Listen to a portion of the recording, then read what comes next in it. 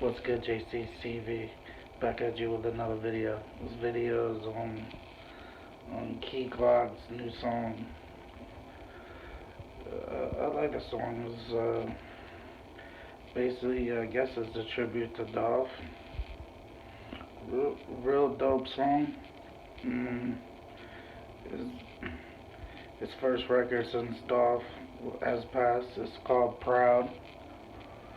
Dude spitting on there, and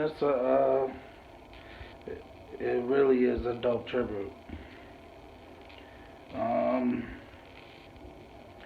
You can definitely see like the hurt, and you can see that he's still hurting in his eyes, basically, with like body language and all that.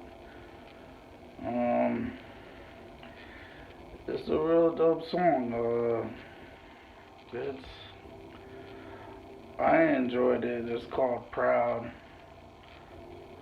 He's been letting us know that he's basically gonna hold Paper Route Empire down and do what needs to be done. It's a real dope track. You should check it out. I definitely recommend it. He's starting to become one of my favorite MCs.